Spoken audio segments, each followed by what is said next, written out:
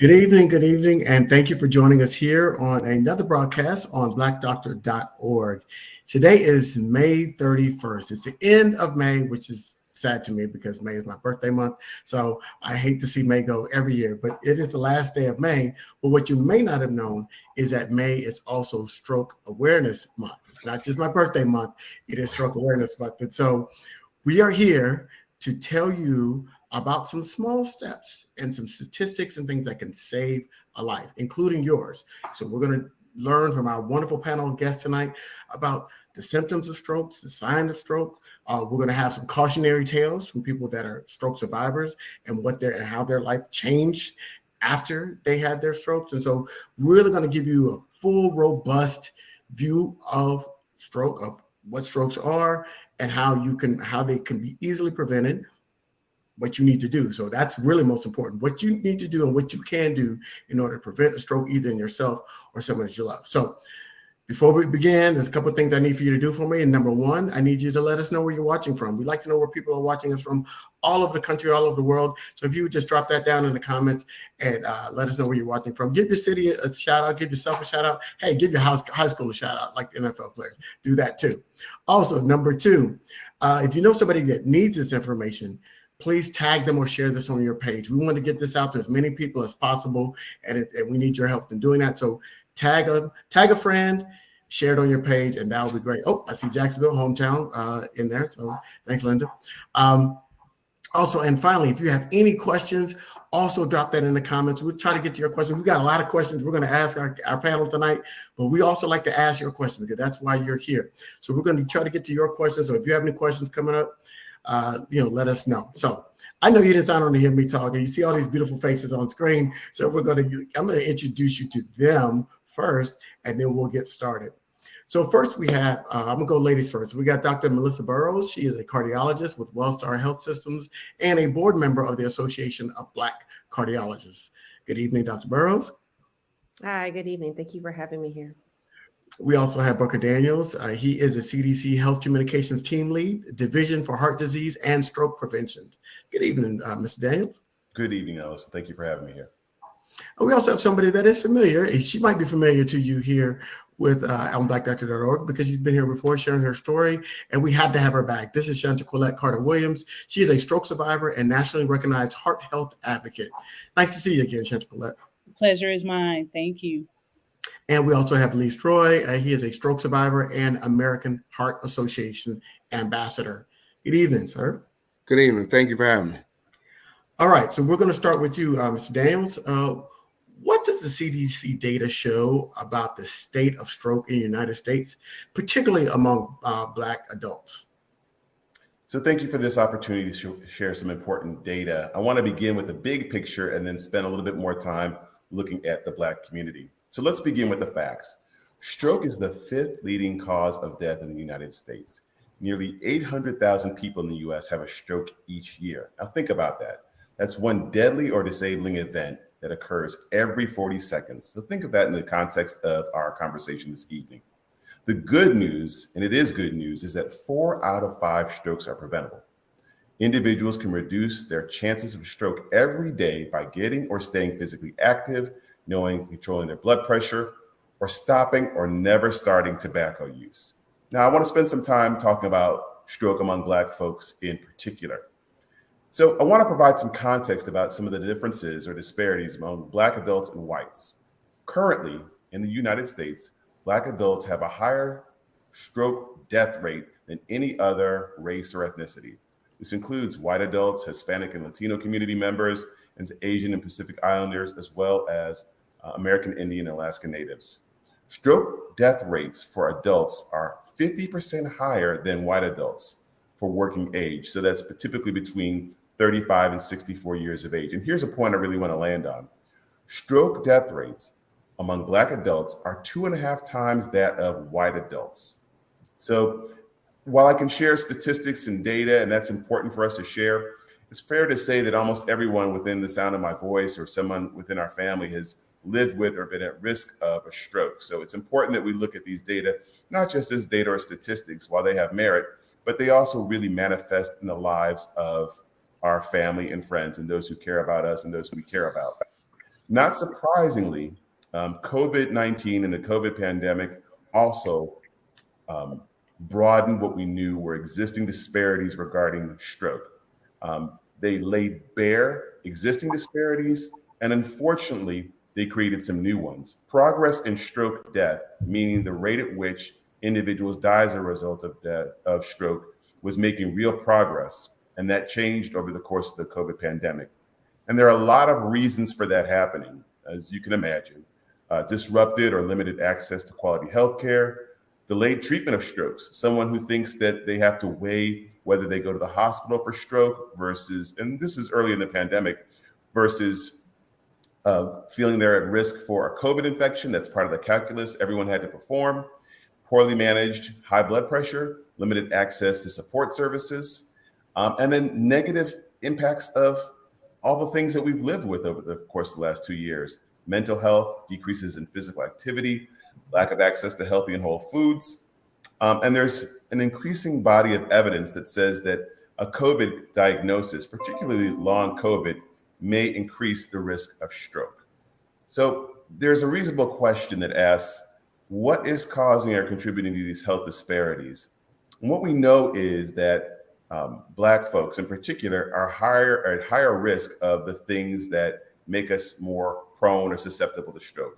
That includes sustained high blood pressure, challenges with managing that blood pressure, instances where access to healthy foods is limited, access to physical activity that is safe and reliable, even the built environment and the places we live. All of these things are part of what we call the social determinants of health. So I look at it as kind of the marinade, the things that we're situated in and the things that are situated in us that can improve or impact our health.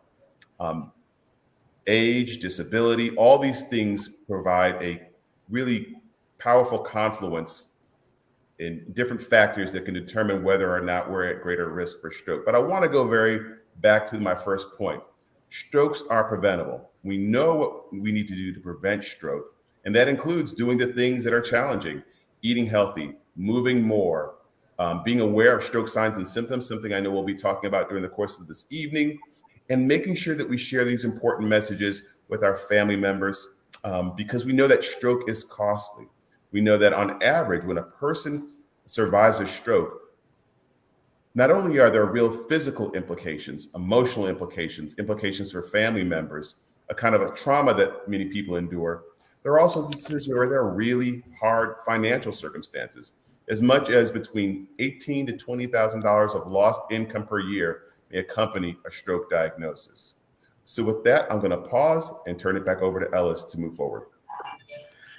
All right, we just got a sermon right there, Mr. Taylor. So we appreciate all the information. We may have to circle back around and parse some of that out, because I think you're making some really good points with regards to the stroke is it does not just impact us physically, which we know that's the major impact, but it can impact us financially. It can impact the people around us, and so there's a system that gets disrupted when somebody in that system has a stroke. And so we're going to kind of talk about that as the night moves on.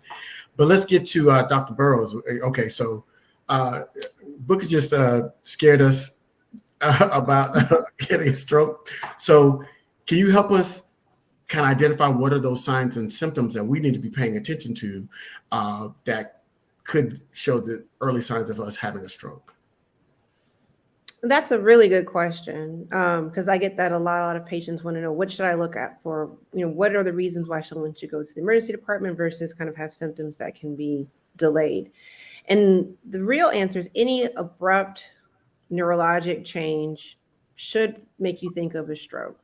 And so in different neurologic symptoms include changes in strength or motor function. So if your arm is weak, your leg is weak, and for no reason, that can be a stroke. Changes in sensation. If you have numbness on one side of your body, that can be a stroke. Abrupt changes in speech. So if all of a sudden your speech is slurred, or you just can't get the words out, even though in your mind you know what you want to say, or you observe that in someone else, that can be the sign of a stroke. Abrupt changes in your vision, and that's another one. And then the other thing that is more commonly referenced is the facial droop. So if one side of the face seems to kind of have less motor function and is kind of drooped down, that can be a sign of a stroke. These changes happen usually abruptly, but they can kind of stagger and kind of get a little bit worse over, minutes to hours. But it's really important to get medical care as soon as possible, because a lot of the interventions, especially the advanced interventions we have for stroke, have to be done within a matter of hours. And there are more advanced interventions, especially for removing blood clots. And so, but if you wait a day, you're no longer going to be in the window for intervention, because essentially all the damage has been done to the brain. So the sooner the better. We're going to make sure that we reiterate that point. Do not wait. If you saw those symptoms, those abrupt symptoms, do not wait. Go get seen immediately. Go get checked out immediately, because the longer you wait, the less opportunities to kind of regain where you were. So I want people to remember that. That's a big point there. So I didn't want to bury the lead on that one, Dr. Burrows. So what are some of the unique risk factors that Black people face, particularly Black women, when it comes to stroke and stroke prevention? I mean, the things to really focus on are, as mentioned, high blood pressure. African Americans have some of the highest prevalence of high blood pressure in the entire world. And it's not completely clear why that's the case. A lot of it's thought to be due to structural racism, just overall stress in all facets of life. Some of it is lifestyle related, diet, but our blood pressures are higher than people of African descent in other parts of the globe, including West Africa and parts of the Caribbean. So there is something about our specific lifestyle and conditions. Nonetheless, hypertension is very sometimes hard to diagnose, because unless you get it measured or you're checking at home or you go to the doctor, you may not know you have high blood pressure. So unfortunately, what happens to many middle-aged African Americans is they don't find out about their risk factors until they already have end-stage disease, things like strokes, heart failure, kidney failure. And that's the most tragic situation, where you already are having end-stage disease to your kidneys and your organs, your heart. And it was preventable had we known that you had high blood pressure 5 or 10 years prior. Another important risk factor is diabetes. And diabetes is really important. Type 2 diabetes is very closely linked to weight. So we also talk about, obesity in our communities. And this can be challenging because when we talk about weight, we don't want to be judgmental or disparaging or make people feel kind of, unsure of themselves. But at the same time, we have to be honest about the risk factors and how it is linked to a lot of the conditions we see. So we oftentimes find ways to kind of collaborate with patients, figure out what are the things that they can work on, what are the priorities they've set, what are the goals they set for themselves to help them manage their weight. And thankfully, we have new tools to help people. So not only do we have the lifestyle, the diet, and the exercise regimens, but we also have new medicines. And I often encourage people to think about medicines sooner than later. Some people want to try a few months. I say, well, give it a few months, but I will write you a prescription as soon as you are ready, because there are tools. Weight loss is very difficult to do. And so having some help is often appreciated and necessary. I think Mr. Daniels also mentioned tobacco. And tobacco, I think, is an interesting topic, because in general, tobacco smoking has gone down over the years, but however, it has persisted.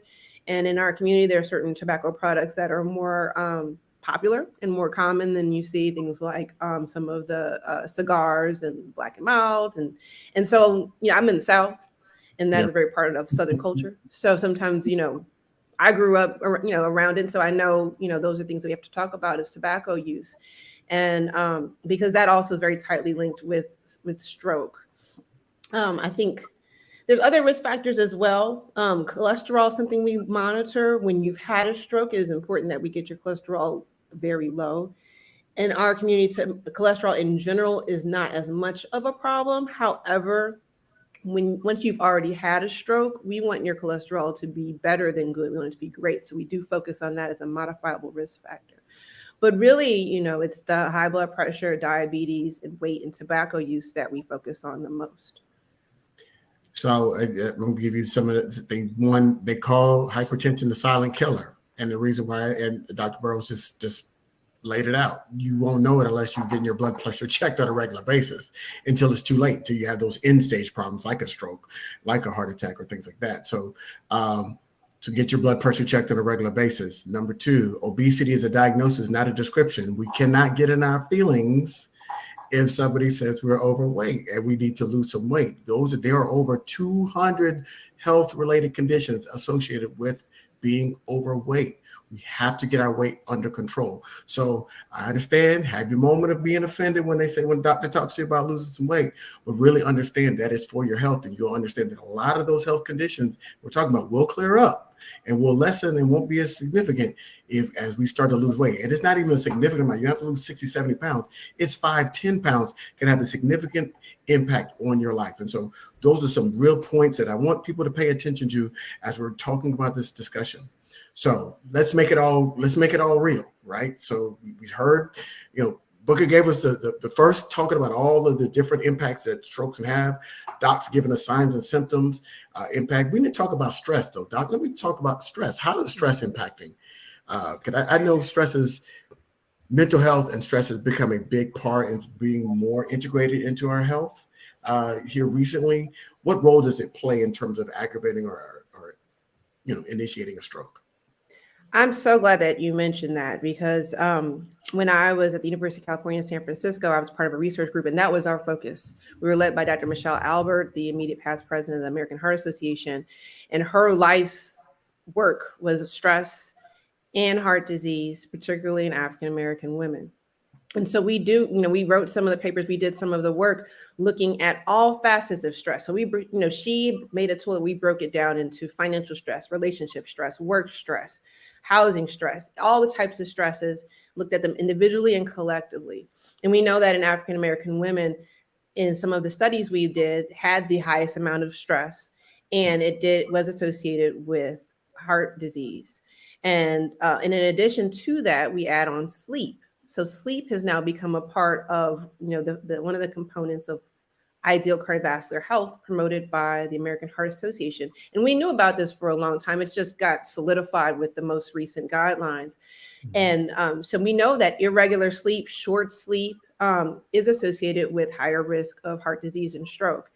And it's often related to stress. The other one thing I wanted to point out as well, because we talk about the social determinants of health, and that's very important because we have to look at people as a whole person and not just a list of symptoms or a list of medical conditions. And that includes the social determinants of health that can affect their overall well-being. But particularly for African Americans, it's important to note that education and income do not protect you from the increased risk of disease that you have as an African American. In fact, the greatest disparities in cardiovascular health outcomes occur at the highest income, meaning that for the amount of wealth that individuals, African Americans, have, their health is that much worse than their white peers at the same wealth, compared to lower levels of wealth and lower levels of education, where the gap is more narrow. So it's very important that, that we have a full conversation about stress, because that is probably part of what is creating that disparity at high income levels. A lot of it has to do with stress. Some of it has to do with diet. Some of it has to do with weight and other health behaviors. But stress is critical, because your body is just basically in a fight or flight mode constantly. And in the short term, that can help you if there's an immediate threat. But long term, your body's immune system starts to weaken. You have more levels of inflammation. Inflammation is the underlying disease process that causes a lot of heart disease and strokes. Plaques that form inside blood vessels are driven by not just cholesterol, but also inflammation. Mhm. And so we know the biological mechanisms, we know the pathways. It's complicated because we don't have, people love to have a pill for everything. There's no pill to cure your stress.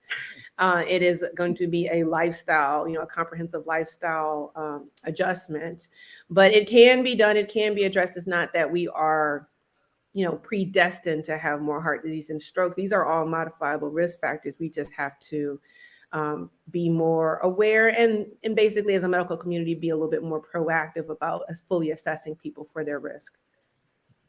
Absolutely. Yeah. Well, yeah, stress is a killer. I'm just going to say it like that. Quick question from the audience before we move on to our stories from our survivors.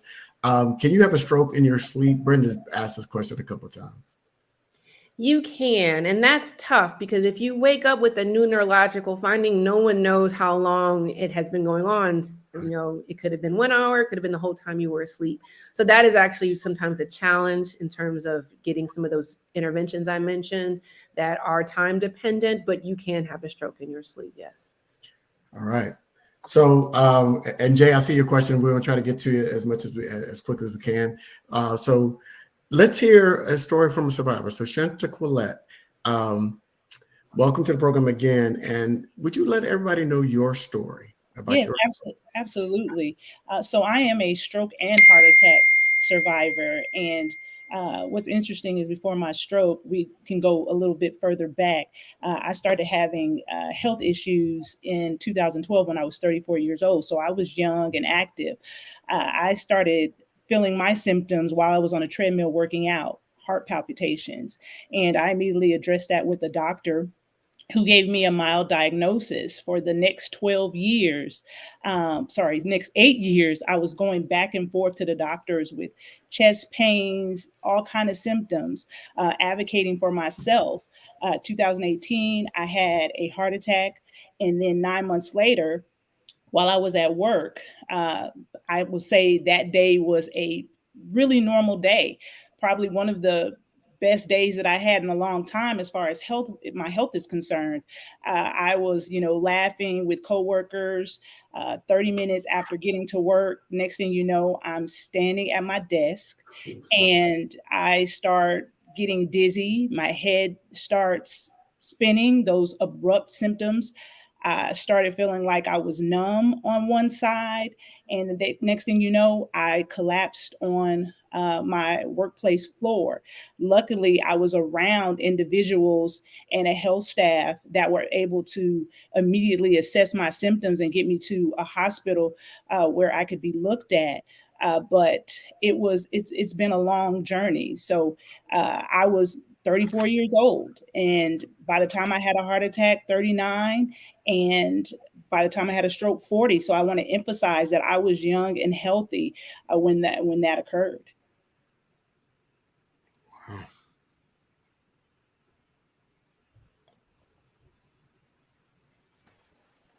Okay, yes. Yeah, it would work better if I unmute my mic. So we're going to come back to that because you're here and you look at. We're happy to have you here. We're also happy to have you. We're also very, very happy that you're here to share that story as a cautionary tale for what could happen and how. Again, we said it's a silent killer. Like she was fine, she was good, and then she wasn't, and it was very, very quick. And so we're going to kind of talk about some of those things that you may have known something's going on because you said you were going back and forth to the doctor without some resolution, and we need to get some resolution in that. So, Lee, tell us your story. You got a remarkable story. So tell everybody about your stroke story. Well, you guys hit on a couple things. I was 38 years old when I suffered from my stroke. December 23rd, I woke up. I saw a question that does a stroke occur when you're asleep? All three of my strokes occurred while I was sleeping. The first one happened. I woke up and I was discombobulated. You spoke about facial droop. I was not able to articulate my words. I was bouncing off the walls. And my wife ran up, and when I saw her face, I literally busted into tears because I never saw that fear, that look, and I knew something was going on. I wasn't educated enough to know about a stroke. They took me to the emergency room. They diagnosed me as a stroke. They kept me there. Woke up 2 days later on Christmas Day, suffered from my second and third stroke. and that left me physically disabled. I lost the vision on my left eye, memory loss, and a few other things that occurred. But I kind of want to touch on something before there. One of the things is so important, you have to listen to your body.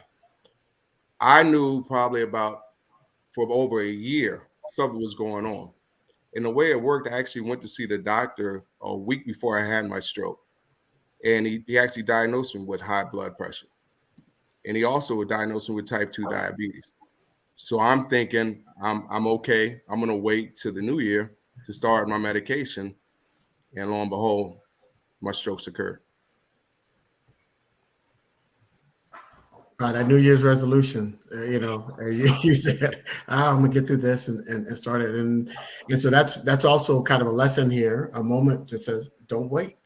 When you get those diagnoses, especially though that combination, as Dr. Burrows talked about, diabetes and hypertension being the two biggest contributors to that, go ahead and get started. So Lee, thank you. So for that. So for the two of you all, well, Lee, you got diagnosed. Chanticleer, you said you were feeling heart palpitations, and so when the doctor was discharging you, were they just saying it was stress related? What were they saying to you that you didn't get the treatment? Yeah, absolutely. It started becoming like a blame game. I truly was advocating for myself, and Dr. Burrows mentioned something that stands out is just making sure that your doctor advocates for you just as well as you advocate for yourself. I was telling the doctors what was going on, but I trusted my doctor to know that, figuring that they know me better than I knew myself, and that's not true. Because I'm a Black woman, the first thing that came up was stress. I worked in a fast-paced job, so it was easy to say, "Oh, you work for the IRS. You deal with stress every day." But outside of that, I felt like, okay, yeah, I have a little stress, maybe, but I'm mitigating my symptoms. My doctor is helping me. My job is helping me, accommodate what's going on around me, and I'm still having these symptoms. And what I say to people is, if you are the CEO of your body, you have to trust your gut. If it's not right, if it doesn't feel right, it's not right. Go to another doctor. And that's what I had to learn, that it is okay to say, I don't trust you. I don't believe what you're saying to me, and I think I'm going to go get some more advice somewhere else. Right. And I think that's so important to know. So listen, to kind of piggyback off of that, I totally agree with that. And one thing too is the stigma of the medication, right? Mhm. So if you take blood pressure as a man, you think that other things may be affected. They have so many different things that you can find the perfect one for you. And to kind of go back to the stress, I think we're almost delusional because we all function at a high pace rate and we think we're really okay, but our body is telling we're not. So we're able to, we're sitting in traffic, we're getting up, we have kids, we're dealing with family members, and that's just kind of how we function. And on top of that, I was one that smoked Black and Milds, so I had all these things.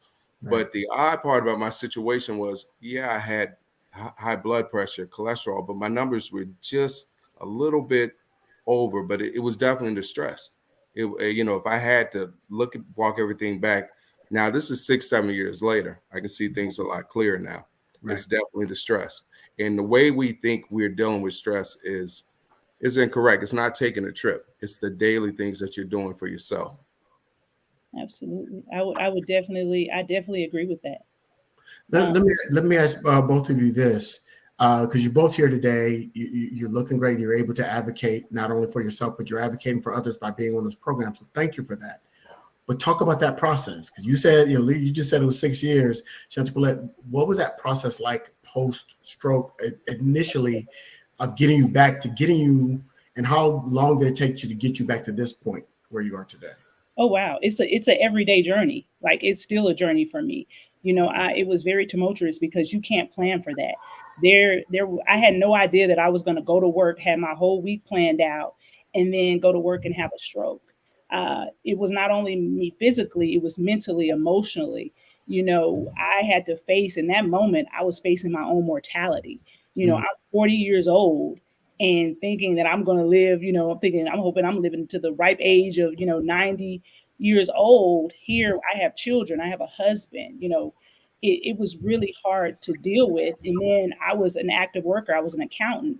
So to be a fully functioning individual, to not being able to, you know, communicate and tell you, you know, someone point at something and I'm not even able to explain what that is, it's hard.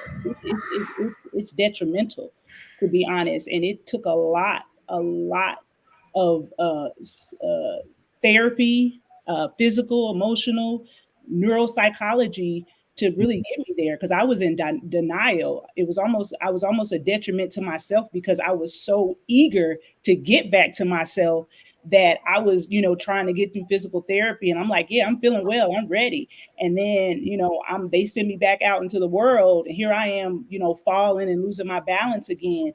So it's really hard. And I consistently have to go to the doctor. You know, I was on a month to month basis. I just now, 2019 was my stroke.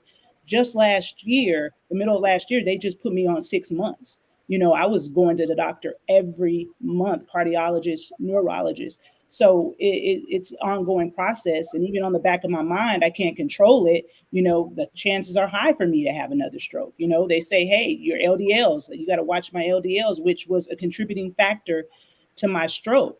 Not knowing my family history and all these things that are so important. So it is an ongoing journey, because I'm surviving, you know, I'm thriving. I'm every day is a new day for me to say, hey, I got to stay alive and I got to do X, Y, Z, because I want to be here for the long run.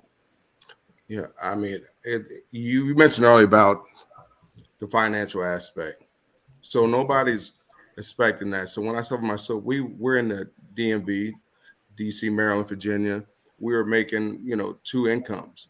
And at that time, for all of a sudden coming from 2 to 1 income. And at that time, we had a 3, 2, 4-year-old. Also, we had an 18 and a 16-year-old, all living in the house. So as you're going through a stroke, and what you said is very profound, the why and the why me. So it took me about 2.5 years to really grasp what really truly happened to me, and trying to get back to normal when that normal is not obtainable, right? And now trying to reinvent myself and showing grace. But grace doesn't happen when when they're calling your mortgages and you're defaulting your mortgage. They're coming to get your car. People are sorry, but the bills keep coming in. So it took us about 4 to 5 years to get back, because I was unable to work. I couldn't handle the noise from my kids without getting migraines, right? As you say, going to even stores, the lights might be too bright and I would get dizzy, right? And I was stuck in a rut of why me? I went to physical therapy one time and I played Division I basketball, and I'm in there judging. Why am I here with all these old people? What am I doing here? The lady actually recorded me and said, look at this. And when I saw myself and how I was moving, it really broke me, because I thought I'm here jumping up and down. I'm shaking. I'm having a cane. And that's one of the things with strokes. One of the first things happen in a lot of states when you have a stroke, they suspend your license because you're out of tune with reality. So it takes a while. You know, I was fortunate. I have a loving family from Duval to Atlanta to even Maryland to DC. Family, friends stepped up, but at the end of the night, they had no idea what we were going through. That's just one layer, right? Because I'm dad. I'm dad. So getting up every day was a struggle, right? But I made a conscious choice because I'm here. And at that point, it was like, hey, I'm here and there's no turning back. So every day is a journey, because for a year, I had problems going to sleep because all my strokes occurred when I went to bed. So even to this day.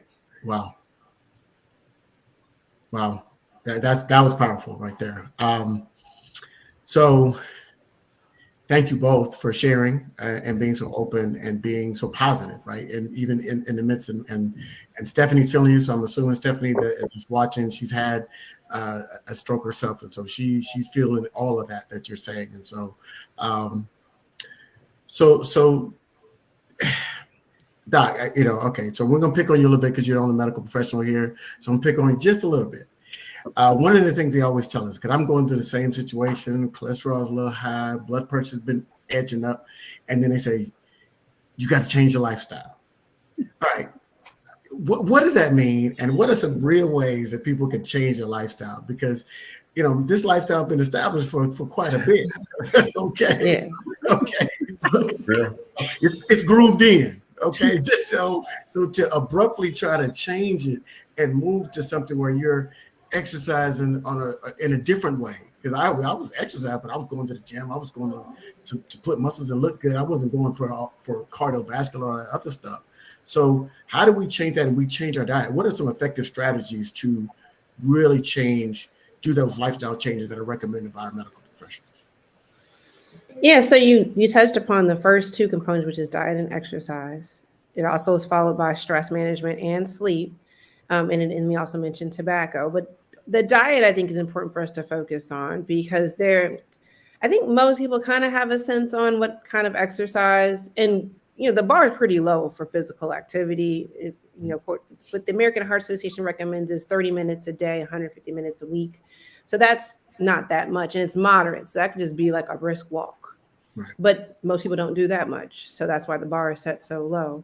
So you don't have to go out and run a marathon or do an Ironman. In fact, that, some of the more extreme forms of exercise might be a little counterproductive. So just regular physical activity, 30 minutes a day, would be sufficient. If you want to go a little bit more, increase the intensity, that's good. But it's the diet where most people fall short. And when I tell people about diet, the main things to focus on is to eat a mostly plant-based diet and mostly minimally processed. So that means focusing on fruits, vegetables, whole grains, minimizing processed food, which is most people's diet. If you take away all the processed food, your diet, a lot of the salt, fat, and sugar that you eat in excess will be gone. Mm-hmm. If most of the food you eat was cooked, in some way, either, cooked vegetables, cooked rice, potatoes, beans, then you're probably going to be on the right track. Now the animal protein gets a little tricky. Animal protein is pro-inflammatory. It's not that we all have to become vegan, even though that would be ideal, but we should minimize it because most of us eat way too much animal protein. That includes dairy. So focusing on, if you're going to eat animal protein, make sure it's more on the leaner side. The fish and chicken is better than the beef and the pork. And then the minimally processed is better than the processed. So processed meats are some of the most atherogenic, the most unhealthy foods you can eat, very closely linked to heart attacks and strokes. And that includes, deli meats, it includes sausages, basically any kind of processed meat. And then, beyond the meats, you have the eggs and the dairy as well, which not everyone needs to eat eggs every day. You don't really need to eat dairy every day. So just cutting back on that is very helpful. It gets tricky when people don't know how to cook. And that's hard because a lot of people are busy. Either they know how to cook and they don't have time, or they haven't learned. And so it depends on what part of the country you live. A lot of times you can eat out in a healthy way. But if you're finding that to be limited or cost prohibitive, then you kind of have to learn how to cook. But there are a lot of places you can go online these days to learn how to cook anything.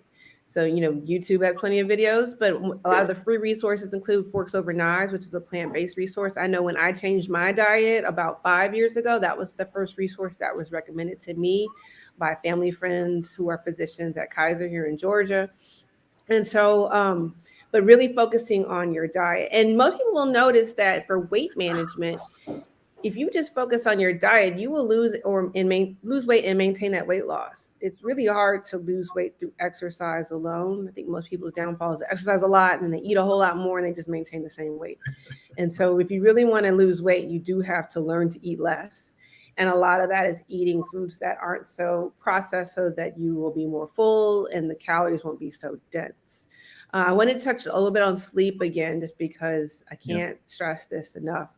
I think when I was younger, especially when I was in medical training, I did not sleep a lot at all. I worked nights all the time, work all night, work all day, felt like I was a machine. You are not a machine. You will get sick. Your health will fail, especially as you get past your 20s into your 30s and your 40s. You will need to sleep. And so we recommend 7 to 8 hours of sleep. You can't sleep too much. So sleeping too much is also bad for your health. It's probably more of a sign of things going on rather than the actual problem. Mm-hmm. And having a regular bedtime is important too. And this is something that can be hard, but can be done. You have to set boundaries with your family, your friends, your children, and say, we're all going to bed at this time. Maybe we'll make an exception for that party a few times a year or that special vacation, but that's it. On a weekday, we're going to bed at the same time every day. We're waking up about the same time every day.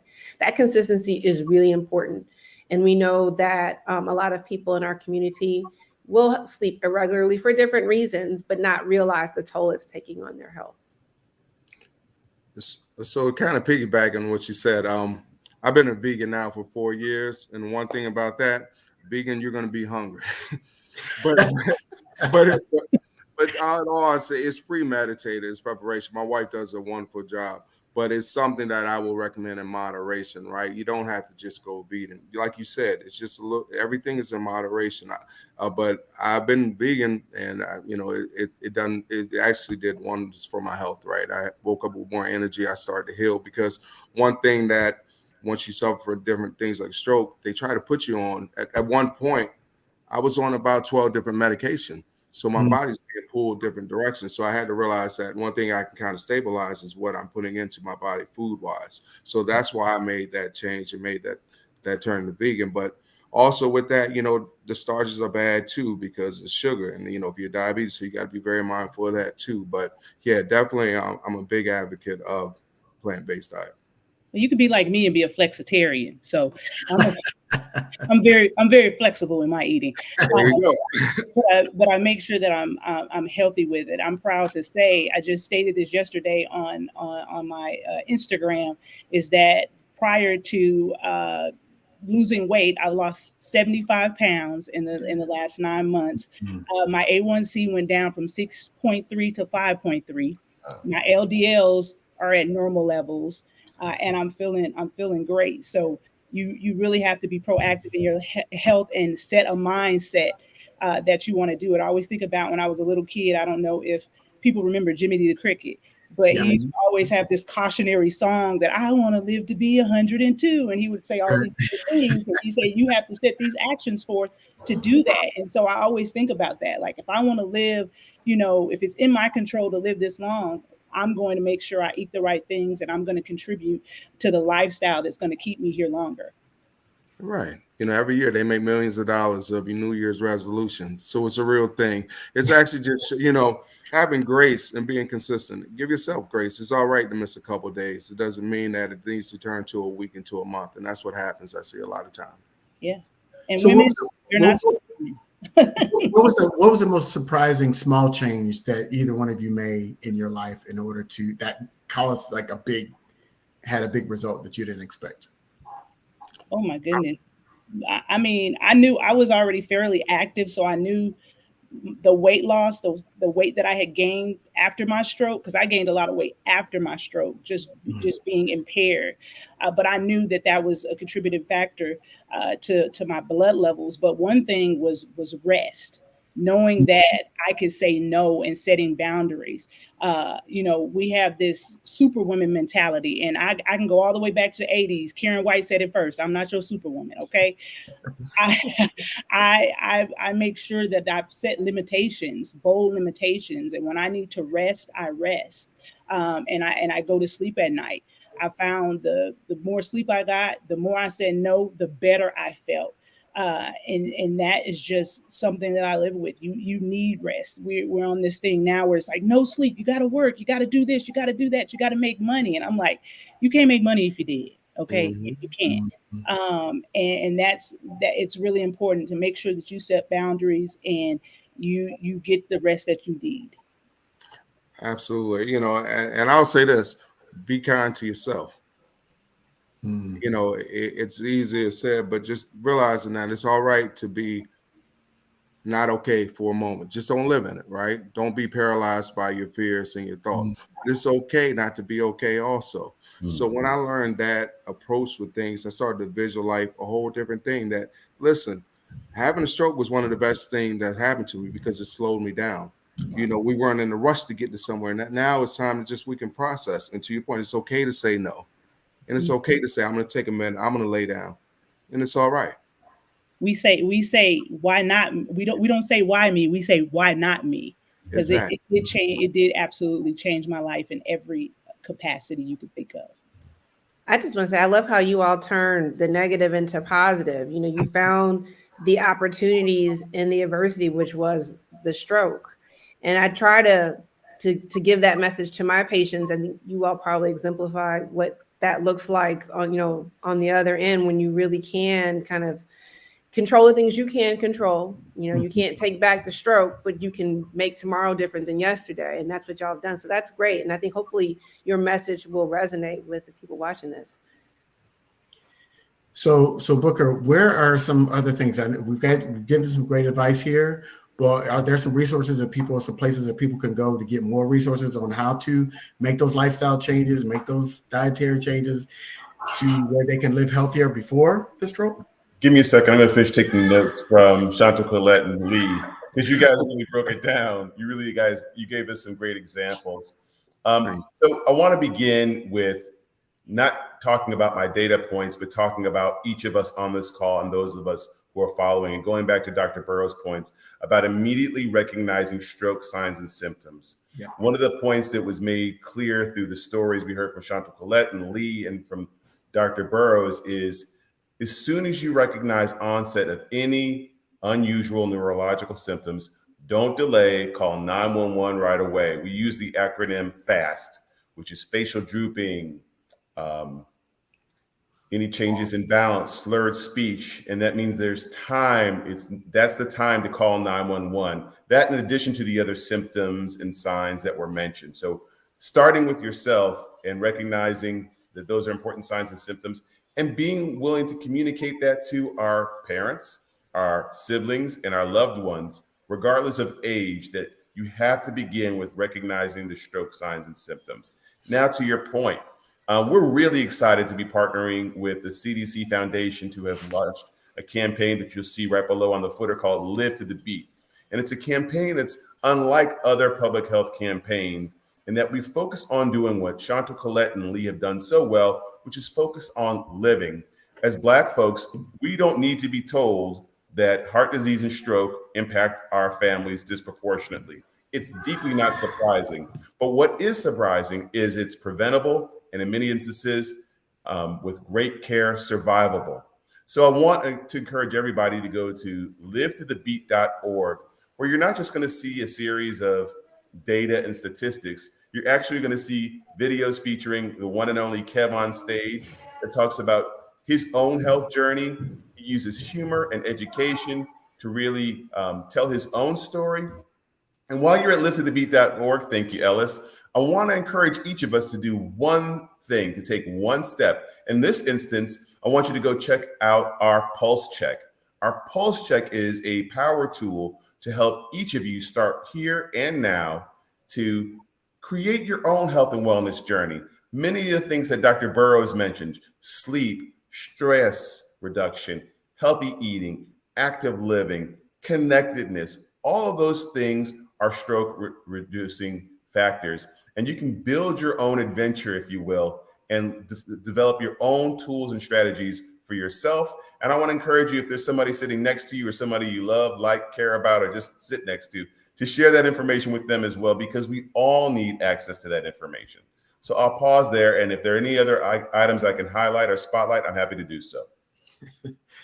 Well, I just want to follow up with you and say, what are the CDC's priorities or plans for addressing these racial disparities in heart disease and stroke? Well, we believe that in order to change a thing, you have to name a thing. And one of the things that CDC did is in 2019 declare that racism is indeed a public health threat. Now, that may seem like say that again for the people in the back. I'll shout it out one more time. Racism is a public health threat.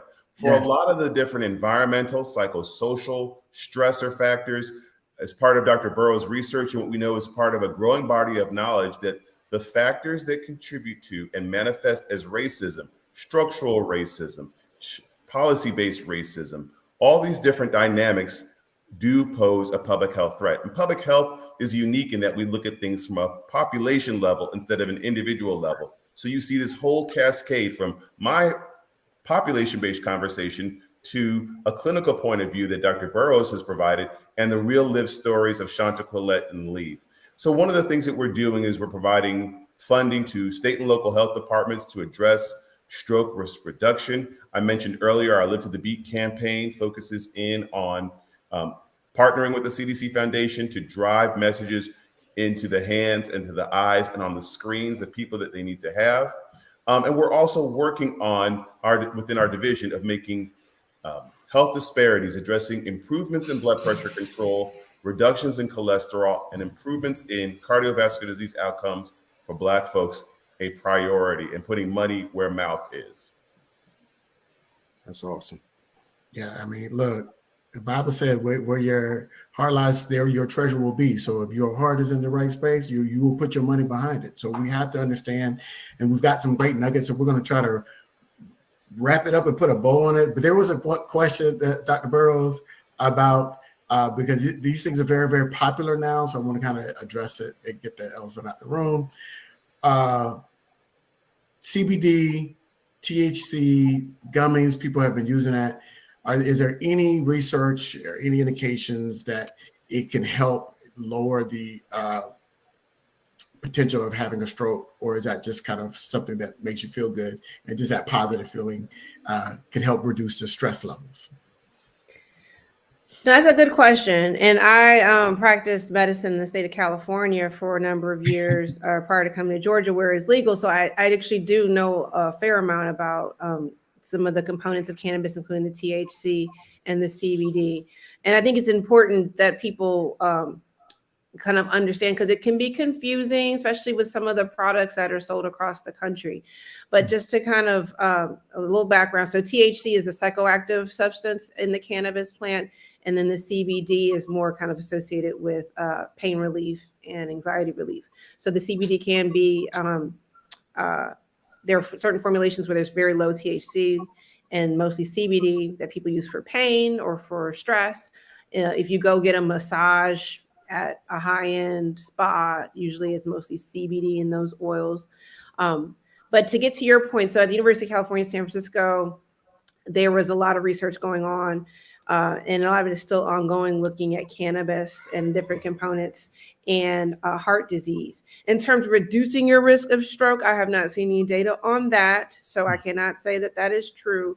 I think a lot of the attention has been about abnormal heart rhythms and whether or not some of the substances in cannabis are associated with atrial fibrillation and heart rhythm disorders. As far as I know, those studies haven't been completed, but I'm not completely abreast on the literature on that as I was maybe about 5 years ago. But that was where the line of research was going. But I will say, some of the research I used to do was on smoke and heart disease, and smoke of all types. So wood burning smoke, people who burn, like people do it for the barbecue pits or also for fireplaces. And so, but it's, when you burn a substance, there are small particles that are released, and inhaling those is pro-inflammatory, not just to the lungs, but also to the heart. So I do tell people that inhaling smoke in general is not good for your health and is pro-inflammatory. And there are data on that associated with high blood pressure, inflammation, markers of dysfunction of the blood vessels.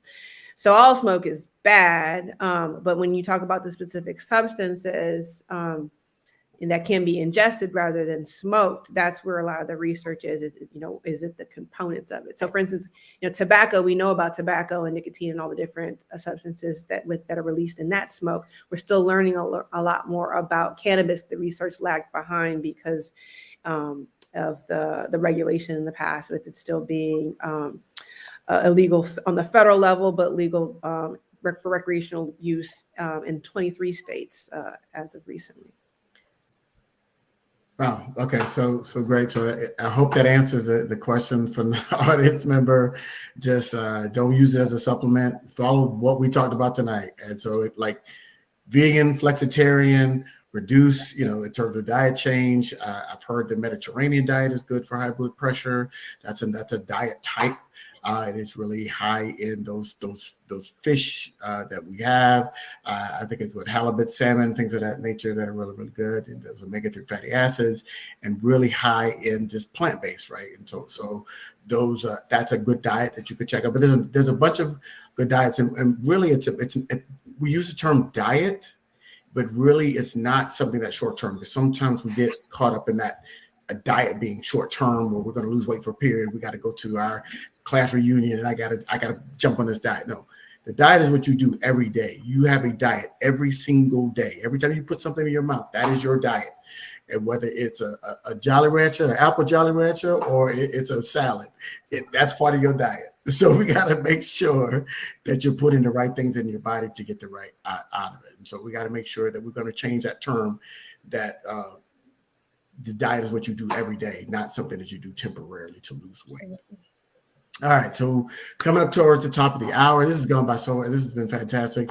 We can end it right here. I'll be happy. But let me get some final thoughts from everybody. I want to make sure that what you want people to really walk away with after watching this program. If they go back and watch it again, because it'll be aired again, and it'll be on our Facebook page and our YouTube channel. We'll go back and watch it. What do you want people to take away from this program? We'll start with you, Mr. Daniels. So I'll start with remembering the importance of recognizing signs and symptoms in yourself, in your life, and being willing to share those signs and symptoms with others. I want to encourage everyone to remember that blood pressure control, healthy eating and active living, stress reduction and management, all those things are part of constellation of efforts you can take on to reduce your stroke risk. So if you're thinking about driving or walking a little bit further, walk a little bit further and reduce your risk of stroke. I've mentioned our tools on the Live to the Beat campaign. While you're there, I want to remind you to consider becoming a campaign ambassador. Whether you're an individual or an organization or just somebody who cares about this issue, you have an opportunity to put money where mouth is and improve your lives and improve that of your community by serving as a campaign ambassador. No commitment necessary, nothing other than just your earnest interest in addressing this important issue. Thank you so much for this time and this opportunity. Back to you, Ellis. Okay, Dr. Burrows, what are your final thoughts? Yeah, so I'm going to leave you all with two thoughts. The first is getting back to some of the things I mentioned about weight. And I really want to encourage everyone to think about medications for weight loss sooner than later. I am a huge proponent. There is very little downside and a lot of upside. And if you have side effects, you can stop it and they will go away. So I think, being more aggressive and utilizing the tools we have is very important. I think the last piece that was touched upon by our two stroke survivors, but I really want to emphasize, is being an advocate for yourself. And that's at all levels. So being an advocate about that blood pressure that's creeping up that your doctor has not mentioned to you or has not kind of addressed with you. 130s is still considered high blood pressure, 130 systolic. So, if you're creeping up in the 130s or consistently in the 140s, you need to think about making some changes to aggressively treat your blood pressure. And then last, when you have symptoms that are new, they may be subtle. Don't let someone tell you that is normal. If you feel something's not right, see another doctor if the first doctor, turns you away. But just be persistent, because that could make a big difference. And it happens a lot, unfortunately. So I think just making sure that you advocate for yourself and your family is really important. Thanks. Awesome. Absolutely. Oh, well, y'all are hits amongst the people that are watching. Shanta Colette. Yes, absolutely. I'll leave you with this. I say it again, is to be the CEO of your body. Any successful organization has tools for it to stay running. That's your doctors, making sure that your organization is taken care of, making sure you know your health risks, your family history, and you're going to the doctor. Oftentimes we are scared to go to the doctor, and it's this stigma that doctor means bad. No, doctors is a good thing because you're now aware of what's going on with you, and you can go to the doctor and feel that or find out that your overall health is great. So make sure that you're advocating for yourself, you stay accountable, and you set the goals necessary. It may be hard, but one thing I say, change the plan, never change the goal. I like that. I like that. So Lee, you had some folks from Duval representing for you. So you take us home. So let me say this.